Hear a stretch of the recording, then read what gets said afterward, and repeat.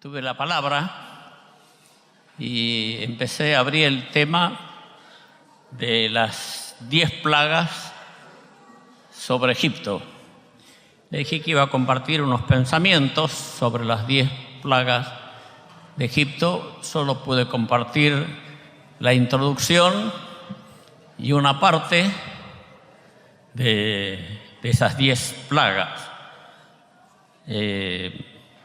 Y la intención, al tocar este tema, es conocer un poco más a Dios.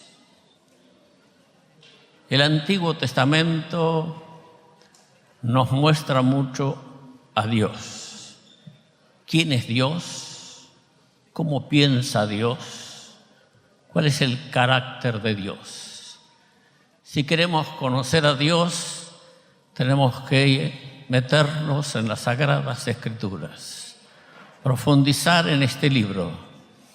Y ahí, a través de sus intervenciones, de sus leyes, de sus mandamientos, de su forma de tratar al hombre, entramos a conocer quién es Dios, cómo es nuestro Padre.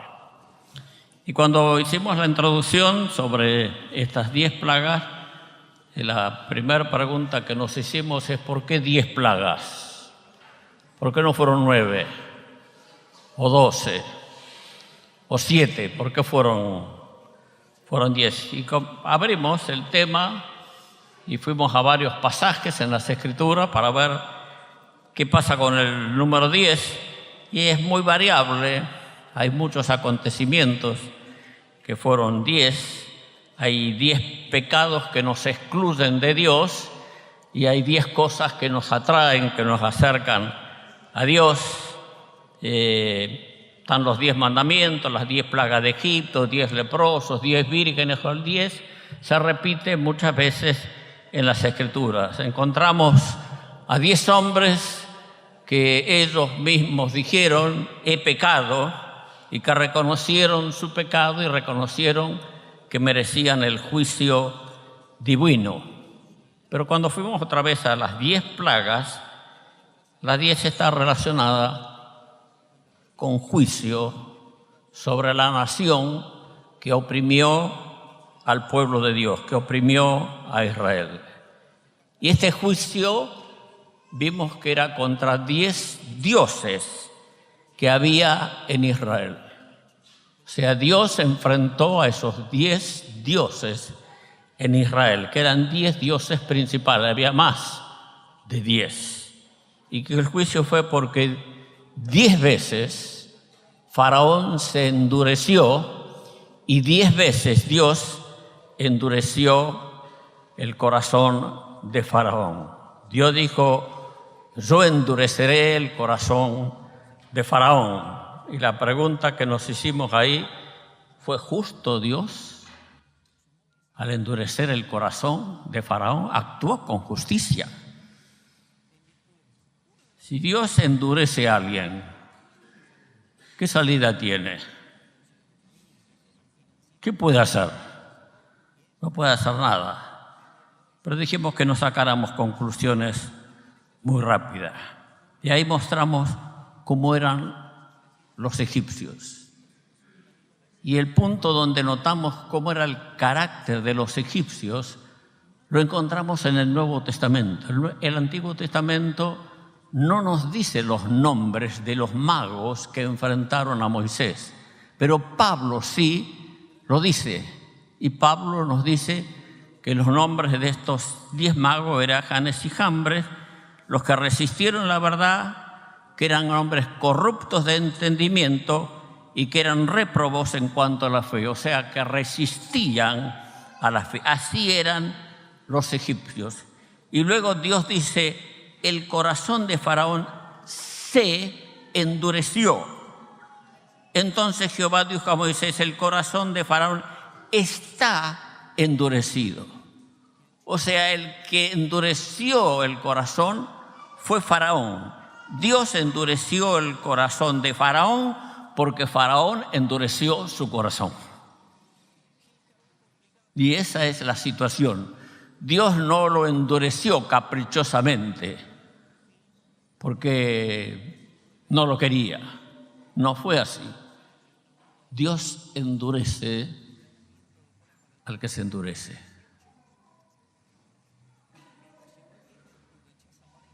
Dios llega al punto que rechaza a aquel que lo rechaza. Resistían la verdad, tenían la mente corrompida, eran réprobos, resistían a la fe, tenían el corazón endurecido. 10 veces el corazón de Faraón se endureció y 10 veces Dios endureció el corazón de Faraón. Dios no bendice o endurece caprichosamente. Hay un principio, dijimos, de reciprocidad. En toda la Biblia encontramos el principio de reciprocidad. Bienaventurados los misericordiosos, porque ellos alcanzarán misericordia. ¿Quién alcanza misericordia? El misericordioso. Es un principio de reciprocidad que lo encontramos continuamente a través de todas las Escrituras. Es un lindo estudio este para hacer. El principio de reciprocidad. Dad y se os dará. Nosotros amamos a Dios porque Él nos amó primero. O sea, es algo recíproco y eso lo encontramos en una constante. La reciprocidad está presente en todas las Escrituras. Pero hablando específicamente de las 10 plagas, la primera plaga fue que el agua se convirtió en sangre. Y allá nos detuvimos a hablar un poco del río Nilo, de cómo era el río Nilo, de sus desbordes, de todo el río y cómo bañaba la tierra y luego dejaba toda una sedimentación y de esa manera la tierra era cultivable. Nunca hubiera surgido el imperio de faraónico si no hubiera sido por el río Nilo y por el baño que hacían cuando el río desbordaba. Jamás hubiera surgido un imperio en medio del desierto si no hubiera sido por este río. Y de los afluentes, bueno, hablamos bastante, el único río en el mundo que corre de sur a norte. Todos los ríos corren de norte a sur, pero este no. Dios convirtió las aguas del Nilo en sangre. Él se mostró más poderoso que el río sagrado. Para los egipcios este río era sagrado. Fue más poderoso que Hapi, que era el dios del río sagrado o el dios de las inundaciones. Porque gracias a las inundaciones ellos podían cultivar la tierra. La segunda plaga fue la plaga de las ranas. La tierra se llenó de ranas. Ellos adoraban las ranas. La rana estaba relacionada con otros dioses, Hapi y Ek. Estos dos dioses, el del Nilo y el de las ranas, estaban muy relacionados. Y en Apocalipsis vimos entonces el tema de las ranas y como en la Biblia la rana representa espíritus inmundos. En Apocalipsis 16:13 dice: y vi salir de la boca del dragón y de la boca de la bestia y de la boca del falso profeta espíritus inmundos a manera de ranas. Y ahí nos detuvimos para hablar de estos 3 espíritus inmundos. La rana representa espíritus impuros. Y el primero está relacionado por el dragón, por el fuego. Y es la impureza de pensamientos, la impureza sexual. Y dijimos que a muchos se le metió la rana. Y se le metió en los pensamientos. Y están en impureza sexual. Y la única manera de sacar esta rana de impureza sexual es vomitarla. Si no la vomitas, siempre te va a molestar la rana de impureza sexual. Así que no te hagas el rana, para decirlo en broma, pero todos sabemos que es muy serio contender contra este espíritu. La segunda rana está representada por la boca de la bestia y es la impureza de vocabulario. Y en Argentina se está llenando de esta rana, de impureza de vocabulario, palabras corrompidas y palabras que corrompen. Esta es cuando dice la boca de la bestia. Una es la boca del dragón, la boca de la bestia, la tercera la boca del falso profeta. Y es cuando se dice todo lo contrario a la palabra de Dios. Eso es falso. Todo lo contrario a la verdad es falso.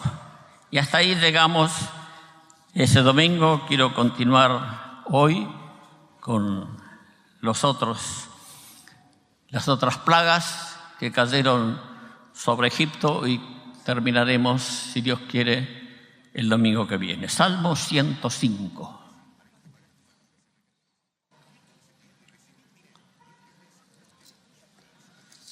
Si alguien quiere verlo o escucharlo, ese mensaje está grabado. ¿Así, Javier? No lo veo, Javier. Ahí está, Javier. Está en la página. Salmo 105, verso 26.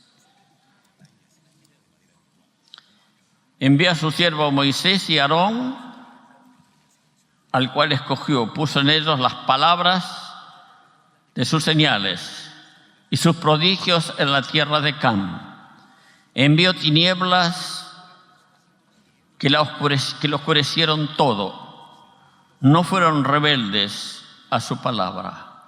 Volvió sus aguas en sangre y mató sus peces.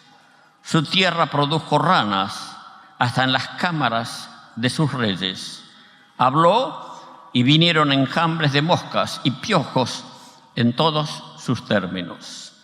Le dio granizo por lluvia y llama de fuego en su tierra. Destrozó sus viñas y sus higueras y quebró los árboles de su territorio. Habló y vinieron langostas y pulgón sin número y comieron toda la hierba de su país.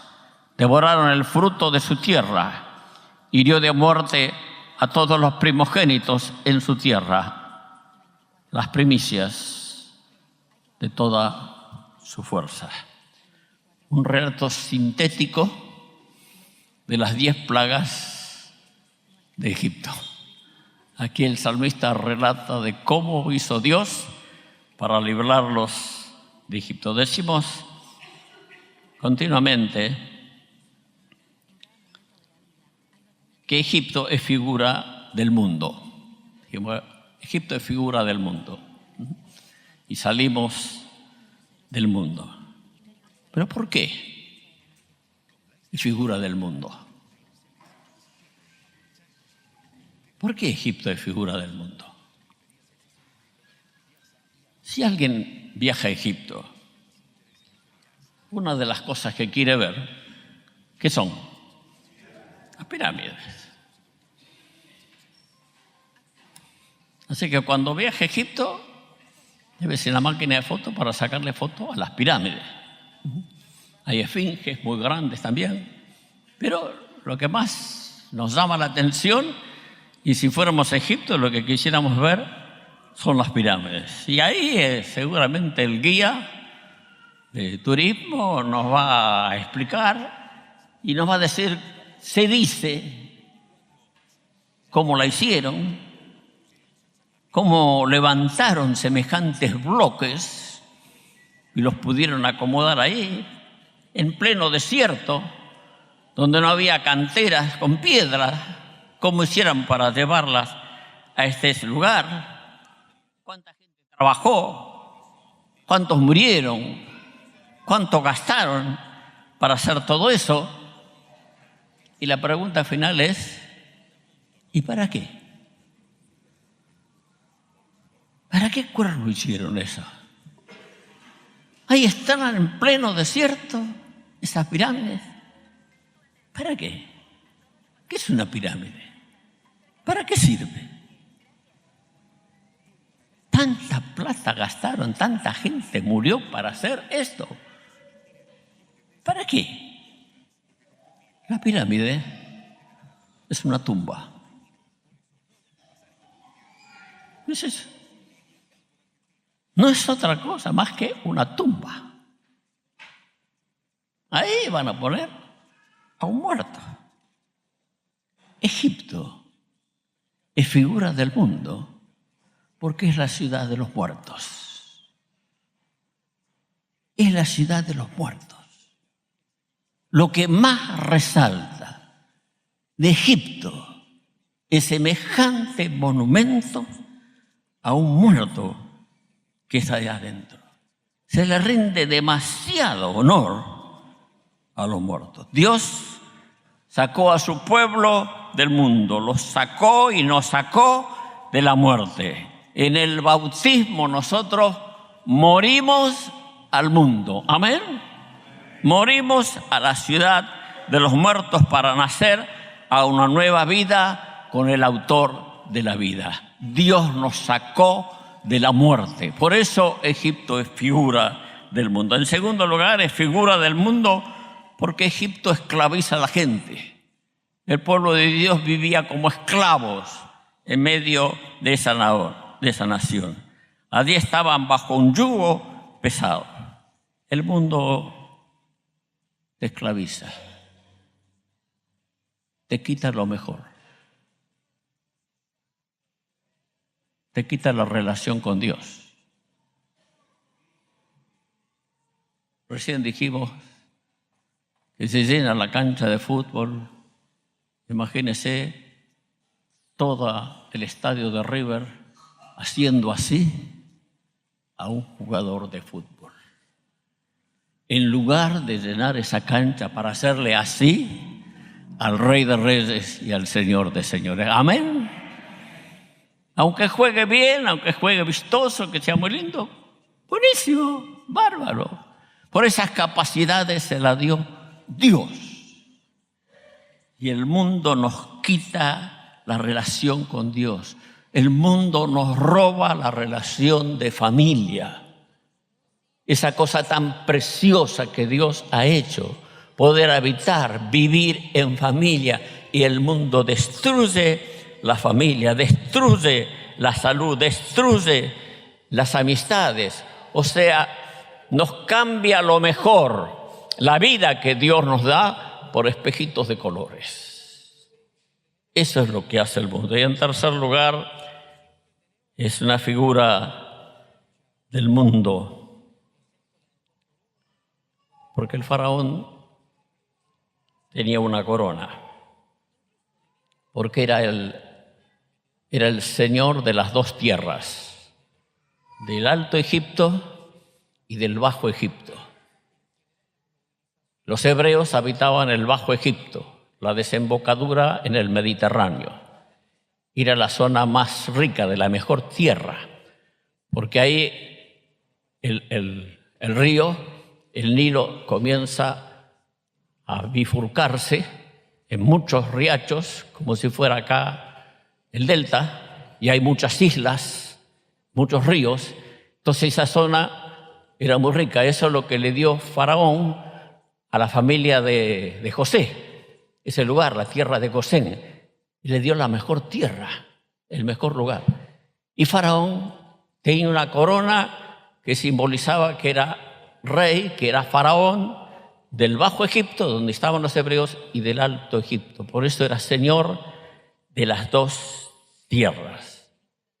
Pero en la corona de faraón había ¿qué?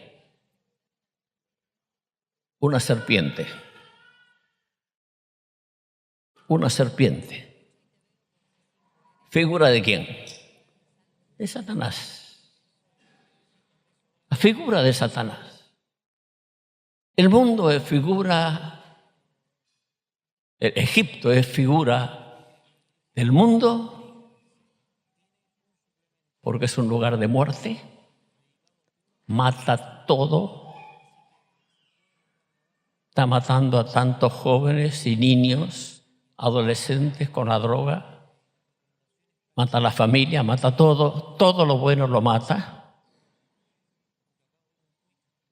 Egipto es figura del mundo porque esclaviza a la gente.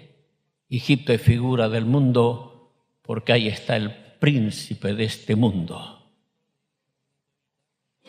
Satanás está haciendo continuamente de la suya. Estar en el mundo es estar muertos espiritualmente bajo yugo de esclavitud y bajo la influencia del príncipe de las tinieblas, sin seguridad y sin amparo. Lo que no entiendo es cómo puede ser que algunos dejen el reino de la luz para volver al reino de las tinieblas. Me cuesta entender eso. Los que probaron el don celestial, los que probaron de la gracia de Dios, los que probaron lo que es vivir en Cristo, los que probaron lo que es vivir con gente honesta, honrada, decente, que ama sinceramente, para irse detrás ¿de qué? ¿De qué? Los que hemos probado desgraciadamente la vida en el mundo, sabemos el gran vacío que deja en nuestro interior. ¿Es así o no es así? Vivirse en Cristo es vivir con un gran vacío interior. Estamos en el mundo, pero no somos del mundo. En el mundo hay mucha imitación de la obra de Dios. Por eso muchas veces se confunde. Las tres cosas que Janes y Jambres realizaron, estos magos hicieron, son el poder satánico, la impureza y la muerte. Cambiaron las varas de madera, obra de Dios, obra del Creador, y hicieron serpientes. Eso pudieron hacer los magos. No crearon serpientes, transformaron lo bueno en serpiente. Cambiaron el agua en sangre. Eso también pudieron imitar. Y lo hicieron. El agua es vida. La sangre trae muerte. Y murieron todos los peces. Hicieron subir ranas de los ríos. Llenaron Egipto de espíritus mundanos. Estas tres cosas pudieron hacer los magos y ahí paró. No pudieron hacer más. Estas tres cosas pudieron hacer. Imitaron, pero no pudieron crear nada. Transformar la vara en serpiente pudieron. Transformar el agua en sangre pudieron. Hacer subir ranas de los ríos pudieron. Pero no pudieron crear nada. Son imitaciones. Y dice Pablo que resistieron a Moisés. Estos dos magos resistieron. Y así también hoy resisten a la verdad. Hay un espíritu en este mundo de resistir la verdad de Dios. Es constante. Todo lo bueno, todo lo puro, todo lo santo, todo lo agradable, lo resiste. Y lo resisten continuamente. Eso no es noticia. Eso no es noticia. Eso no es comentario. Eso no sale en los periódicos, ni sale tampoco en los noticieros. Lo bueno no sale. Solo lo malo. Resisten continuamente a la verdad. Y de la manera que Janes y Jambres resistieron a Moisés, así también estos resisten a la verdad son corruptos de entendimiento y réprobos en cuanto a la fe. Resisten a la palabra, impidiendo la acción moral en la gente, en la conciencia de las personas. Porque la palabra de Dios trabaja en la conciencia de la gente. Cuando anunciamos a Cristo, cuando se escucha la palabra, forma conciencia. ¿Por qué muchos no pecaron habiendo tenido oportunidad de pecar? Por su conciencia, porque estaba trabajada por la palabra del Señor.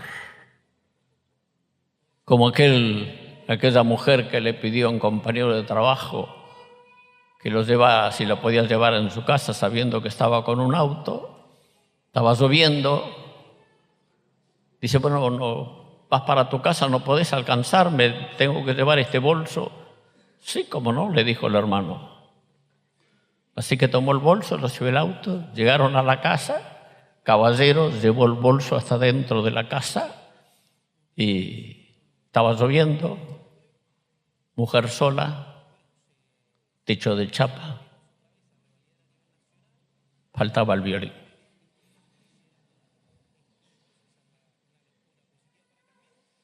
Y cuando se iba el hermano, dice, ya te vas, quédate a tomar un café. Y justo en ese momento que le dijo quédate a tomar un café, acá adentro retumbó una palabra que había aprendido de memoria. Huid de la fornicación. Y salió corriendo de la casa, se subió al auto y se fue. Al otro día cuando se encontraron en el trabajo, dice, ¿qué te pasó ayer? Ni que hubieras visto al diablo. Exactamente. ¿Y sabe qué hizo el hermano? Se lo contó. Me pasó así, así, así. Y la mujer, muy sincera, le dijo, yo tenía intención de acostarme con vos. La palabra forma conciencia. La palabra nos salva. Amén. Es salvación. Pero estos, dice Pablo, resisten a la palabra, impiden la acción moral de la palabra de Dios. La tercera plaga es la plaga de los piojos. ¿Alguien conoce la plaga de los piojos? Se cree que las 10 plagas duraron un año, más o menos en un año. Esto es algo que se cree que duraron las 10 plagas, que no fueron una detrás de otra en una semana, 10 días. Las 3 primeras fueron sobre todos, sobre egipcios y sobre hebreos. La de los piojos también. El agua en sangre, las ranas y los piojos fueron sobre todos. Las 7 restantes solo fueron sobre los egipcios. Dios hizo distinción. Dios hizo separación. ¿Por qué las plagas? Lo primero es, Dios está demostrando que Él es superior a todos los dioses de Egipto. Cada plaga era contra un dios. Y Dios estaba mostrando que Él es superior a los dioses de Egipto. En segundo lugar, castigar a los egipcios por haber tratado duramente a su pueblo. Tercero, mostrar a Israel quién es su Dios. Este soy yo. Este soy yo. Soy fuerte. No solo di una promesa a Abraham que le iba a dar la tierra, yo tengo todo el poder para darle esa tierra. En cuarto lugar, liberar a su pueblo de la esclavitud. En quinto lugar, las plagas. La palabra en hebreo también significa dar golpes. Es una respuesta a la pregunta de Faraón. Faraón preguntó, ¿quién es Jehová para que yo oiga su voz? ¿Quién es Jehová para que yo oiga su voz? Bueno, ¿querés saber quién es Jehová? Este soy yo. Y Dios se manifestó. Y también en respuesta al atrevimiento de Faraón al decir: yo no conozco a Jehová, tampoco os dejaré ir. Fue muy atrevido a la voz de Dios. Éxodo, capítulo 8, versículos 16 y 17.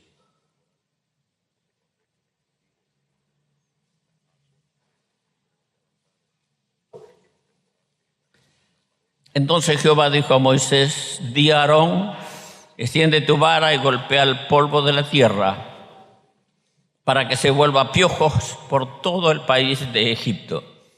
Y ellos lo hicieron así, y Aarón extendió su mano con su vara y golpeó el polvo de la tierra, el cual se volvió piojos, así en los hombres como en las bestias. Todo el polvo de la tierra se volvió piojos en todo el país de Egipto. Los egipcios adoraban la tierra, había un culto a la tierra, igual que al agua. ¿Por qué? Porque la tierra le daba de comer. La tierra, el agua eran fundamentales para su existencia, de lo contrario se morían todos. Entonces había un culto a la tierra, como hay aquí en América Latina. También hay un culto a la tierra y se habla de la madre tierra. Hoy también hay un culto a la creación antes que al creador.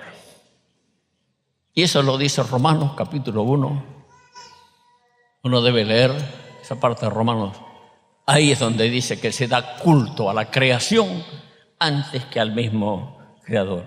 Hay un culto a las cosas de este mundo, al dador de la sabiduría, al que hizo al hombre capaz para crear cosas, pero se da culto al hombre y culto a las cosas antes que al creador que nos dio todo esto. Se pasa a veces más tiempo con las manos extendidas, con un aparato, que con las manos extendidas hacia Dios. Cuidado.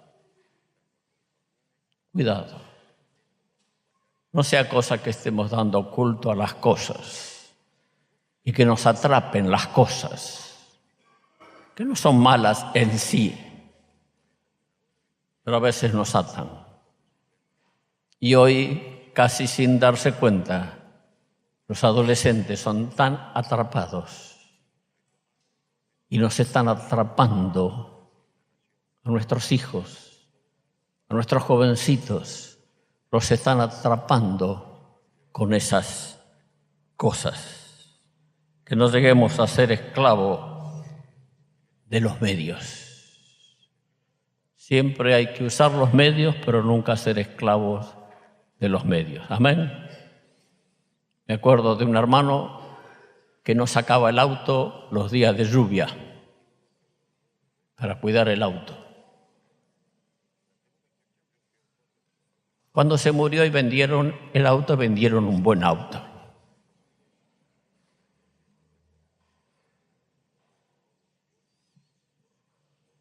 Parece increíble. Lo lavaba, lo limpiaba bien y lo volvía a meter en el garaje. Feliz, contento con su auto.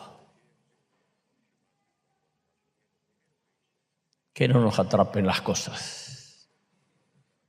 Usemos las cosas, pero no seamos esclavos de esas cosas. Amén. Pregúntale al que está al lado a ver si ya lo atrapó algo. ¿Te atrapó alguna cosa vos? ¿Te atrapó algo? Tened cuidado, que no te muerda. ¿Y qué pasó con los piojos? Dice Éxodo 8:19, entonces los hechiceros dijeron a Faraón, Éxodo 8:19, Entonces los hechiceros dijeron a Faraón: dedo de Dios es este. Dedo de Dios es este. No pudieron crear piojos. Pudieron transformar una vara, creación de Dios, en una serpiente. Pudieron cambiar agua en sangre. Pudieron hacer subir ranas de los ríos a las casas de los reyes. Pero no pudieron hacer volver a las ranas. Tuvo que intervenir Moisés ahí. Pero transformar tierra enjambre de piojos, no pudieron crear cosas. Y los hechiceros dijeron: dedo de Dios es este. Llegaron a reconocer que Dios era más poderoso. Hay hermanos que a veces fueron a algunos lugares donde se tiran las cartas. Fueron a lugares donde hay juegos, o hicieron juegos de la mesa, pusieron las manos sobre la mesa, tocándose los pulgares, el dedo meñique ahí, y todos rodeando la mesa, invocando. Y hay hermanos que lo hicieron. O poner un vaso en el medio de la mesa, invocar a San no sé cuánto y que el vaso comience a moverse. Y pasan, suceden cosas. Pero en varias oportunidades, los que dirigían eso dijeron: no lo puedo hacer. Hay alguien acá que perturba. Alguien está perturbando y no vienen los espíritus. Los que están en el otro lado disciernen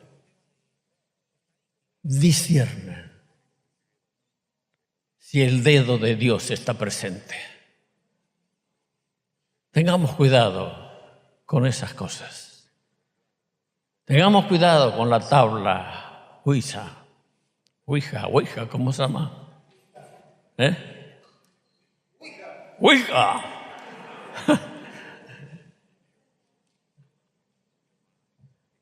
Tengamos cuidado con todas esas cosas, con toda invocación, con todas esas situaciones. Tengamos cuidado. Pero además, como cristianos, tenemos que aprender a discernir los espíritus. Si algo es de Dios o no es de Dios. Si tenemos que quedarnos y reprender o si tenemos que irnos.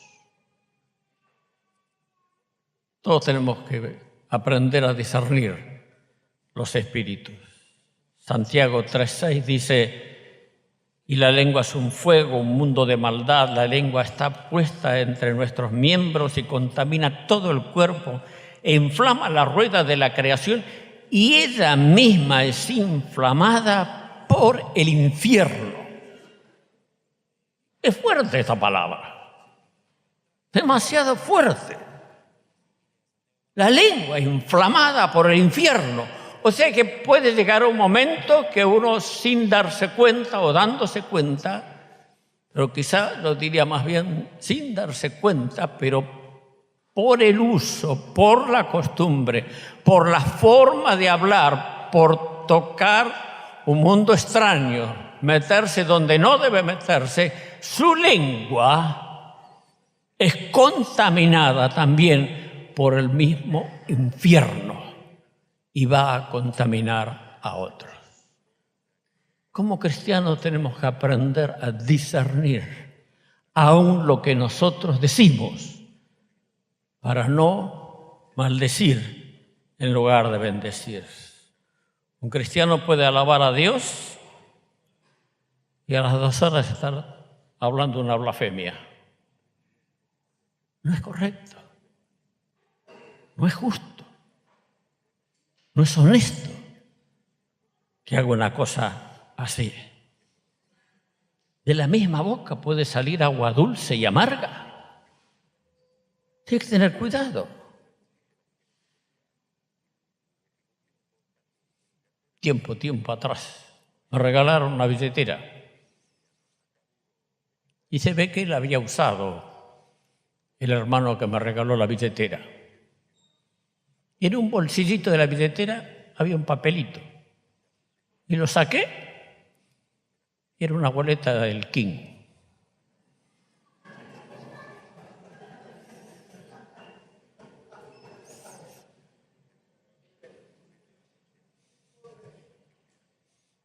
Pero ya era vieja. Ya. Yo pensé que me la había dejado premiada. Y digo, no. Si me la hubiera dejado con premio, iba a poner el diezmo, ¿eh? No, por supuesto. Así santifico. Acá tuvimos uno. Tuvimos uno que daba sus diezmos. Hasta que descubrimos que era el que andaba por San Martín, por el centro, levantando quiniela. Y daba el diezmo. Cuidado.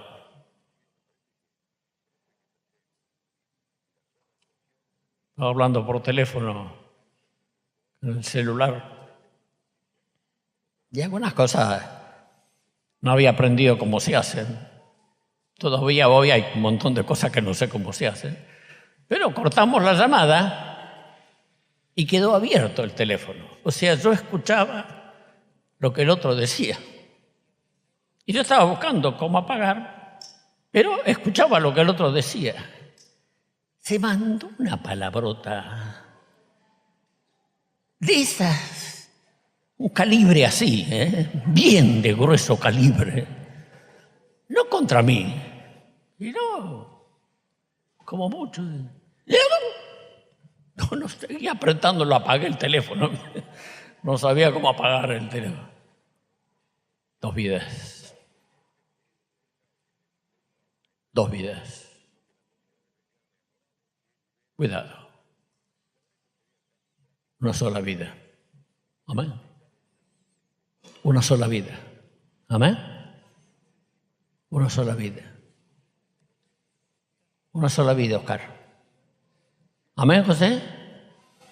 Una sola vida. El que está a tu lado también, una sola vida. ¿Cuántas vidas vivís? Una sola vida. Amén. Una sola vida.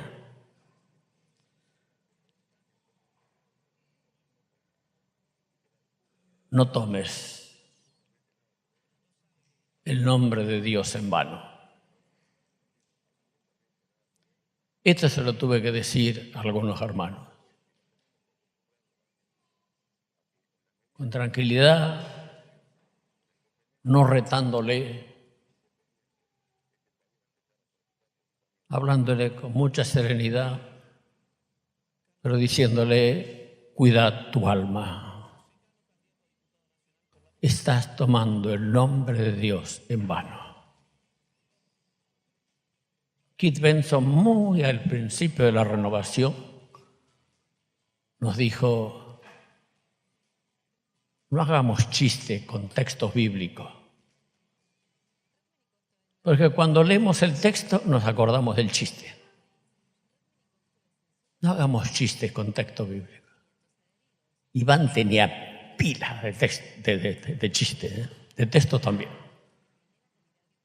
Nunca más escuchamos a Iván decir un chiste. Él era muy chistoso. Escuchamos decir un chiste con la Biblia. Todos dejamos de decir chiste con la Biblia. Lo dijo aquí, palabra santa, punto. Se acabó. Nos santificó. Nos santificó. Escuchemos al hermano cuando nos corrigen algo, porque nos está santificando. Amén. No tomemos el nombre de Dios, hermano, en vano. No juguemos a la iglesia. No juguemos a la iglesia porque el lobo está. Y está buscando a quién devorar. Volvamos a lo que dijeron los magos. Esta plaga de los piojos que afectó a todo Egipto, llenó todo. Y los hebreos también estaban viviendo bajo esta plaga. Hay pecados, hay cosas, hay juicios que afectan a todos por igual. El pecado de Adán afectó a toda la humanidad, te afectó a ti y me afectó a mí. A todos nos afectó el pecado de Adán. O sea, hay cosas que afectan a todos y hay cosas que afectan solo a algunos. Y eso lo vemos en este pasaje. El dedo de Dios, como dijeron estos magos, la expresión se encuentra 4 veces en las Escrituras. Una es esta, en la liberación del pueblo de la esclavitud de Egipto. La otra en Éxodo 31:18, cuando Dios da la ley en el Sinaí, fue escrita en tablas de piedra por el dedo de Dios. Dios mismo escribió. El Salmo 8:3 indica que los cielos son obra de los dedos de Dios. Y en Lucas 11:20 se dice que Jesús echó fuera demonios por el dedo de Dios. Cuando ponemos estas 4 referencias en conjunto, se ve la manifestación de Dios, se ve el obrar de Dios a través de sus dedos. En la creación, cuando hizo los cielos, la tierra, en el Éxodo, cuando liberó a su pueblo, en la entrega de la palabra, en el Sinaí y en la encarnación de Jesucristo. En las 4 situaciones donde expresa que el dedo de Dios estuvo presente. Qué grande que es el dedo de Dios, ¿no? Qué grande que es el dedo de Dios. Pero detrás del dedo hay una mano. Y detrás de la mano hay una persona. Hay una persona que maneja la mano y ese es Dios. Y Él es quien dice: no te dejaré ni te desampararé. La mano de Dios está para juzgar, pero la mano de Dios está para guardar, para sostenernos, para indicarnos las Escrituras, para hacernos entender la palabra. ¿Queremos conocer la voluntad de Dios? Acá está. Veamos. Y el dedo de Dios nos va a ir guiando para entender, para discernir las sagradas Escrituras. Gracias, Señor, por tu dedo. Amén. Fue el que nos indicó, nos abrió puerta, nos cerró puerta, nos introdujo por el camino. La 4ª plaga fue la nube de moscas. Plaga bien molesta, ¿no?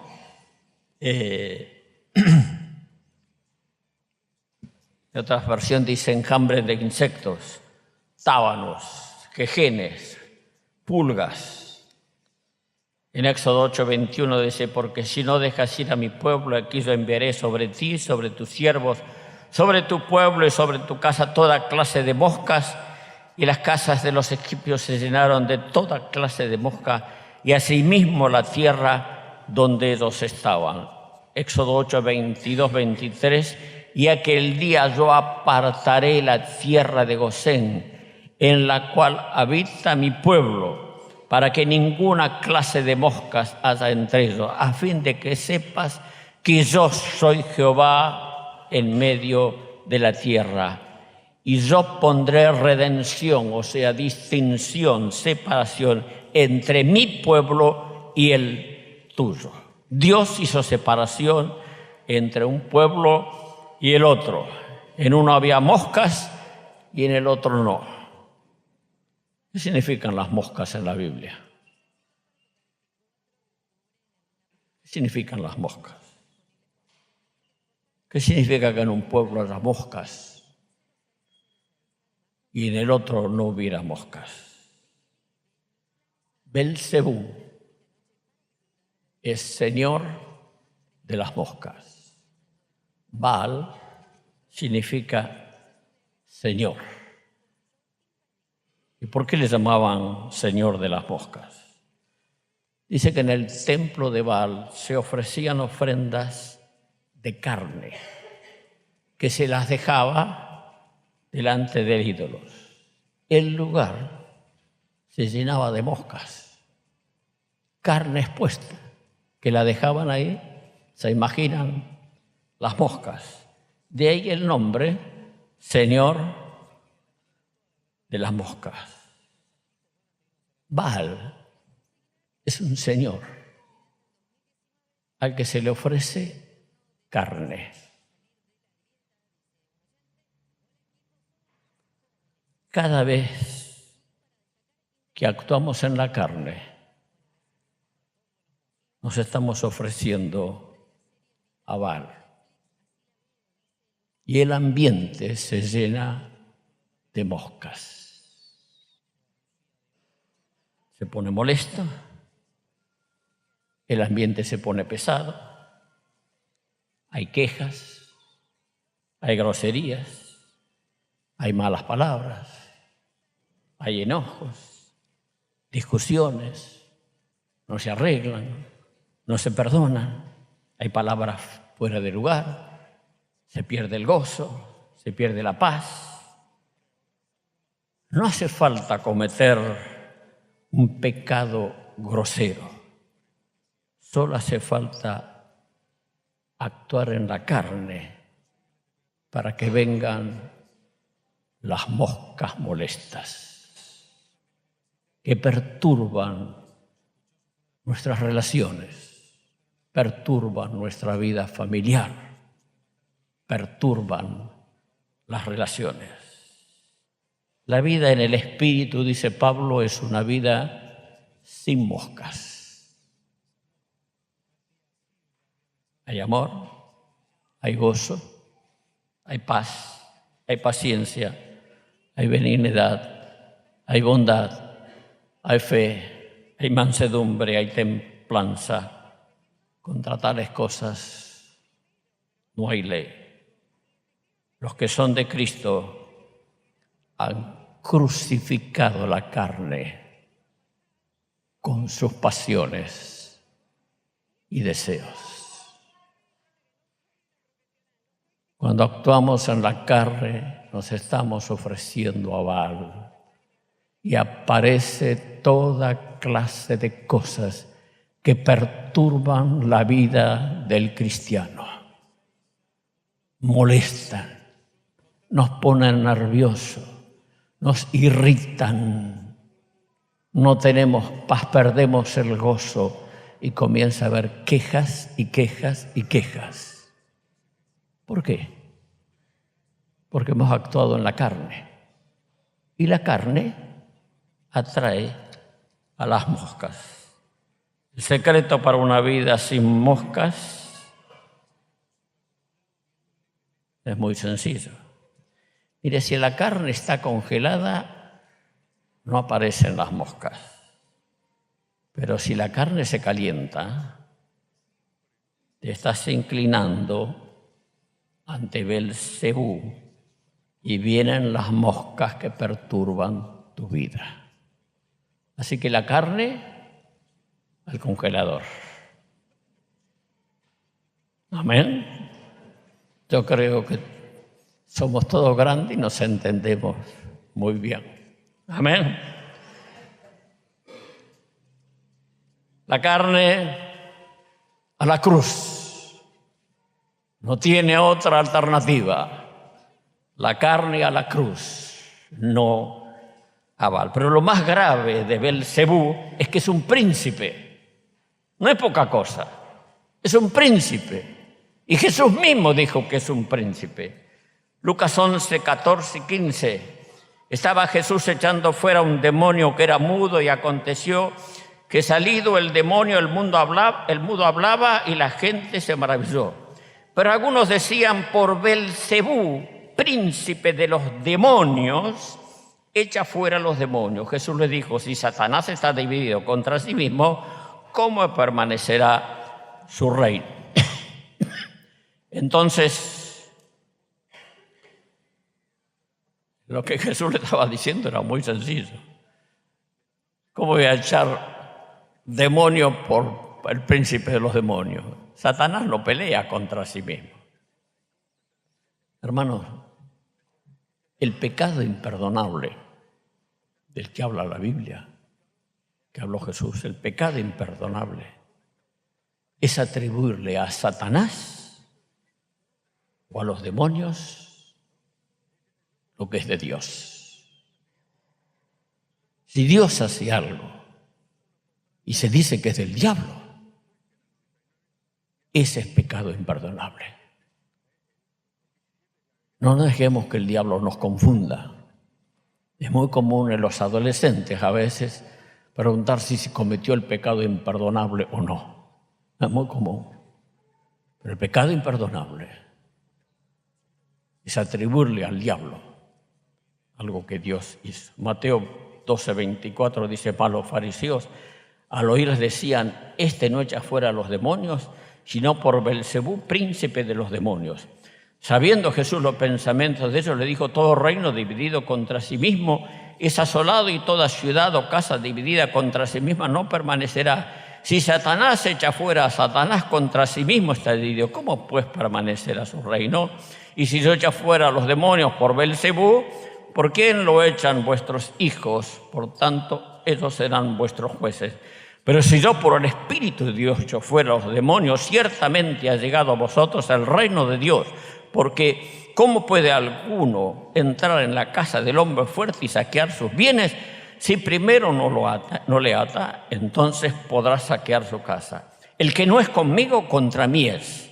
El que conmigo no recoge, desparrama. Por tanto os digo, todo pecado y blasfemia será perdonado a los hombres, mas la blasfemia contra el Espíritu Santo no le será perdonado. O sea, Jesús fue muy claro de cuál es el pecado imperdonable. Si se le atribuye a Satanás una obra del Señor, está blasfemando contra el Espíritu Santo. Belcebú era conocido como un príncipe, y algunos dicen que era el tercero en importancia, juntamente con Lucifer y Astarot. Los tres dicen que formaban una falsa trinidad. Dios hizo separación entre Egipto y su pueblo. Jesús hizo separación entre él y Satanás. Pablo pone en claro que no hay comunión entre la luz y las tinieblas. En un lado había paz, tranquilidad, gente que se maravillaba, los demonios salían, la gente hablaba, no estaba mudo. En el otro hay enjambre de moscas molestas, hay nerviosismo, hay tensión, hay mal humor, hay carne expuesta que atrae mosca. La carne siempre hace separación entre unos y otros. La carne siempre divide. La carne siempre divide. En la familia, entre amigos, en las amistades, en la relación entre hermanos, en cualquier situación. La carne es la que siempre divide. A la carne no se la puede echar, no es un demonio la carne. La carne necesita cruz, muerte, sepultura. Necesita confesión, quebrantamiento, oración y palabras de Dios. La carne siempre te va a perseguir. Por eso Pablo dice: cada día muero. No es una experiencia única, una vez. Es el cada día muero. Y tú lo sabes muy bien, y yo también. Que es de todos los días. Corazón abierto delante de Dios. Éxodo 8:25 dice: entonces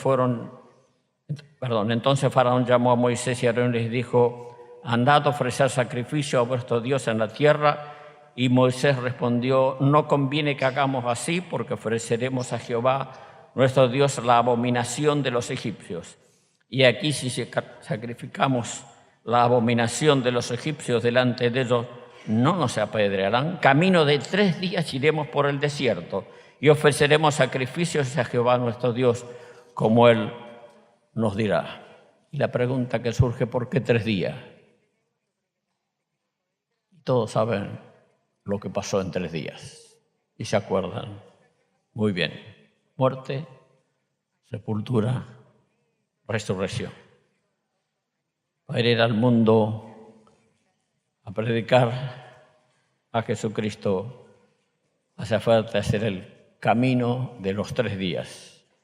Muerte, sepultura, resurrección. Vamos a llevar una nueva vida a aquellos que no la tienen. La quinta plaga, y con esto termino, la quinta plaga es la muerte del ganado. Entonces, 9:2-3 de Éxodo, entonces Jehová dijo a Moisés, entra a la presencia de Faraón y dile, Jehová, el Dios de los hebreos, dice así, deja ir a mi pueblo para que me sirva, porque si no lo quieres dejar ir y lo detienes aún, he aquí la mano de Jehová estará sobre tus ganados que están en el campo, caballos, asnos, camellos, vacas y ovejas, con plagas gravísimas. Los egipcios adoraban dioses con forma de ganado vacuno. Apis serapis era el vacuno sagrado, representado por un hombre con cabeza de buey.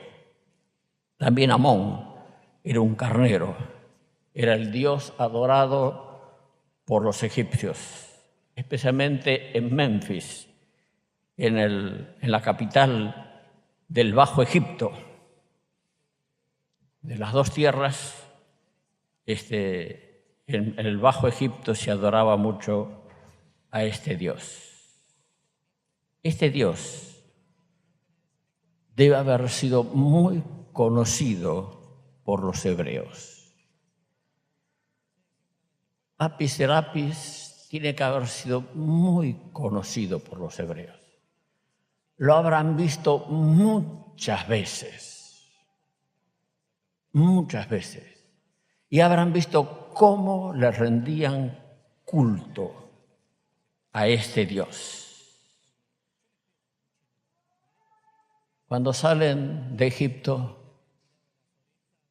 llegan al Sinaí, Moisés sube a la cumbre del monte, Dios le da todas las leyes y Dios mismo escribe con su dedo los 10 mandamientos. Pero Moisés tardaba en bajar. Como tardaba en bajar, hicieron un becerro.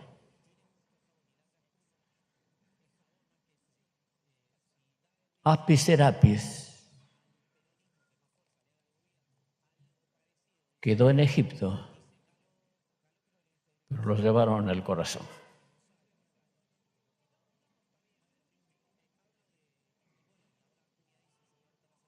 Y cuando se impacientaron,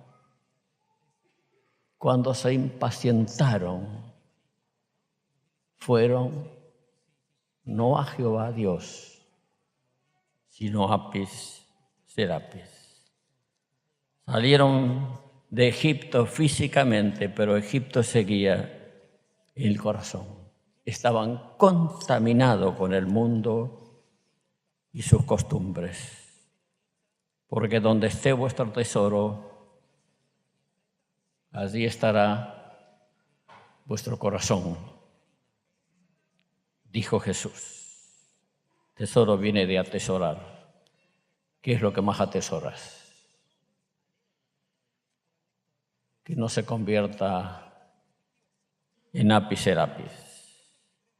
Dios se manifestó como más poderoso que este Dios con cabeza de toro y todos los dioses vacunos. Y Jehová hará separación entre los ganados de Israel y los de Egipto. Dios le manifestó a los egipcios que era el más poderoso y a los hebreos le manifestó que era su guardador. Pero cuando llegó el momento de la impaciencia.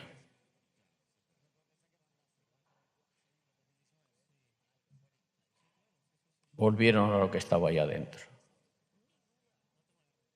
¿Qué haces cuando te impacientas? ¿Eres impaciente?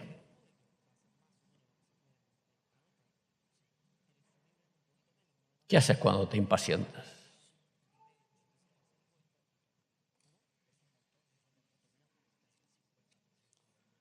¿Qué haces si Dios tarda en responder?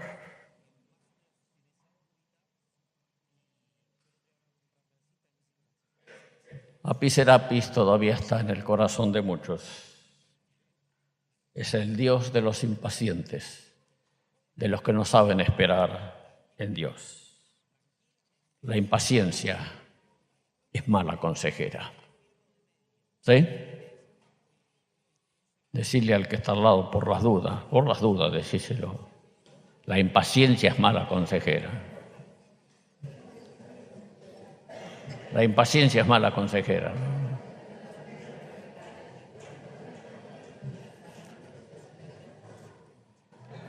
Fuera apis serapis, ¿eh? No será piniente.